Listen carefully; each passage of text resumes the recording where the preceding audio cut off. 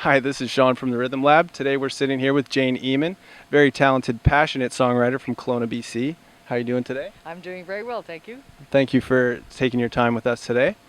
You have a very inspiring story, and hopefully you can share that with the people that may not know it. What about my Your story is story, inspiring? well, from when you decided to put down your guitar. When I was 21 years old, I was playing in Vancouver, and I was a budding songwriter, and I decided that I was going to be the next Joni Mitchell. And my friends at the time said, "You're not very good. You shouldn't be playing this. You should go do something else."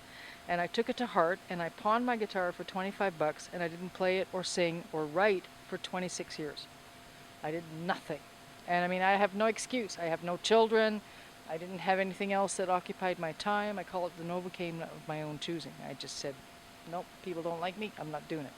And when I was 42, I decided to, my husband, bless his heart, said, you should write this song and you should send it to the BC Festival of the Arts. And I did, and I got chosen. And I was 42, and I haven't stopped since. So, yeah. So, was there a specific moment that you can remember that made you think, like, I want to be a songwriter? I want to do that for the rest of my When life? I was 3, I wrote my first song. I don't remember it, obviously, but when I was 3 years old, apparently I went up on stage because this young girl was singing Away in a Manger and she was singing it badly. And apparently my mom tells me I went up and grabbed the mic from her and made up my own words when I was 3 years old. And I've always been a wordsmith, like my whole life I've been a wordsmith. And it took a long time for self-esteem to come into play so that I actually acknowledged the fact that actually I had something to say and actually I was pretty good, which is why I teach that. Because a lot of young people get their parents saying, you know, it's not a career, it's not a job, don't do it, you're not very good, blah, blah, blah, and it kills them, you know. And Right. So you teach. Tell me more about that. Where can people find you? I actually teach twice a month at the Rotary Arts Center, and it's kind of a drop-in thing where people who want to learn a little bit more about songwriting can come and hang out for 2 hours for 5 bucks. And we share stuff, we share songs, we share critiquing. I give them tricks and ideas and tools to actually learn how to write properly and how to write well. I mean, I'm not saying that I'm, you know, the be-all and end-all in terms of writing, but I've learned a lot. So I can pass that on and hopefully they can do something with it. So do people phone the Rotary Center for Actually, that? it's on their website. It's on their website. All you have to look under is music and adult activities, and my name is there. So it tells you the dates and all the things you need. Perfect. Okay. So where do you draw your inspiration from, and what is your favorite part of that process? Okay, see this? Yeah. That's my inspiration. Your Just- hair, Yeah. the color of that person's shirt, that, you know, the textures of the building over there, that's my inspiration. And it's like I had to learn how to say everything is a song. Everything. Everything. It doesn't matter who says what, doesn't matter how mundane it seems. Everything that is in my life is a song. And sometimes they're terrible songs. A lot of times they're terrible songs, but it doesn't matter. It's like I will say, okay, today I'm going to write a song about lemon pledge because I should write a song about lemon pledge, even though it'll be a terrible song. Yeah. It's it's teaching myself how to find inspiration in everything. Absolutely everything. Doesn't matter what it is. And if you're a writer, or if you're a photographer, or if you're a musician, or whatever you are, that inspiration is around you all the time. Right. It's very interesting. I like that. Well, and it's true. So when you're writing new songs, do you play them for an audience and check out their reaction, or do you just put them out there and say, this is my song? Okay, that's a really interesting question because I have a book coming out, hopefully in September, called In Their Words.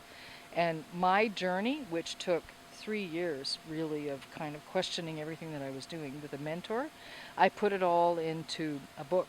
And then I ended up taking all the questions that I had and asking about 32 writers from all across Canada to answer the same questions, and they did. So we put it into a book. And hopefully it'll be published in September. But there are famous people, but there are not so famous songwriters, all answered the same questions in their own way. And one of the questions was, when you write, do you think about your audience when you write, or do you think about the pure fact of doing a song? Right. And if you're an entertainer, You may think about the song in terms of the band, the entertainment, the audience value, but if you're writing for the sake of writing, that's not even in the equation. You don't even think about that. You don't go there because you're not writing for your validation. You're writing because I have something to say and I need to get it out. And so you do the best possible job you can saying what you have to say because it's on your mind. But if I'm going to switch my hat, so to speak, and say I'm going to write because I want people to like my music, I'm going to write upbeat, I'm going to write love songs, I'm going to write pretty, I'm going to write melodic, I'm going to write songs that my husband can play with me. That's a whole different way of looking at songwriting. So you can't always think about the audience when you write. Sometimes you can, but not always. Right, perfect. Do you have new songs in the works right now? I have about, how many do I have? Maybe 25 new songs since I did my last CD. And I can't afford to do a new CD, unfortunately, but I just keep writing them. I mean, I have a Tupperware container full of ideas and words that I've written and poems, because I also have a poetry book that was published last year. And I throw them all in the Tupperware container, and every so many days I stick my hand in, shut my eyes, and pull one out and say, okay, write a song. And I've written some really good ones from these pieces that I wrote like 5 years ago or 6 years ago, right, that I forgot about. That's cool. That's cool. That's a good tip, I think. When can you expect your new book to be out? I'm hoping September. It's called I'm Hoping September. I have a publisher, and he published my poetry and lyric book, which I did in November of last year. And I sent him the draft of, in their words, Conversations with Songwriters. And it's not a how-to book. It's not about how to write songs. It's conversations about things like, are there subjects that are taboo? You know, can you question God? Can you write about things that are really ugly, like racism and rape and incest? Can you write songs about stuff like that? I said, you know, are you an entertainer when you write songs, or are you a songwriter?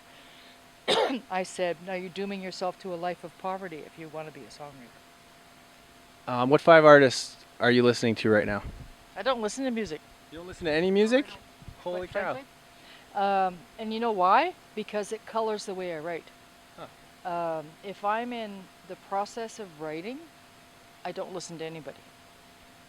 If I'm looking for entertainment value, which I don't really do a lot of performing anymore, so I'm not really focused on that. But if I do, I go looking for really kind of quirky, interesting lyrics. And I find that a lot of the music I'm hearing these days, especially on YouTube, I don't listen to the radio, is soundscaping. It's like, let's make this big, beautiful video and let's make a big soundscape, but who gives a crap about how good the lyrics are? They're cute, they're pretty, they do these great soundscapes, they have a really funny, great video, but the music is not really real. It's not, it doesn't hit me. It doesn't do anything for me. It doesn't make me go, oh my God, I love that music. Like, it doesn't do that. And then every now and again, I'll hear a song and I'll go, okay, that's a wicked song. Like the song, Someone That I Used to Know. Yeah. It's so effective because it's well written. It's well written and it's a great video. Yeah, it's a great and it's song. viral. It's viral as hell. But you know, I love that. I love when somebody comes up with an idea and a really good and a really well written song. It's like, because well written songs will stand the test of time. It doesn't matter who sings them. Doesn't matter how old, how young they are. It's like, we'll listen to them forever. All right. So, okay, so where can people find your music? I have 3 blogs. I have a Words I Write, which is, you know, me expounding on the vagaries of nature every day. I have one called Conversations About Songwriting, which is where I talk about songwriting. And I have a photography blog. And I also have a Facebook musicians page. I'm on Reverb Nation. I used to have a website, but it cost too much money. It was like, I'm not spending all the energy on it. I have a MySpace page, but I never go to it. But my music is all over the internet. All you have to do is put my name in and it's there. I mean, I'm on CD Baby. I'm on all kinds of things. So. All right, perfect. Thank you. Thank you very much for spending some time with us. More than welcome. It's Jane Eamon. Check her out. Good stuff. We're going to have a song for you later, too. Also on YouTube. YouTube. Apparently. Yes, I found some videos, 2 of them. Yes, I have have about 27 actually. 27. Yes, I do. I guess I didn't search that hard, but. Short.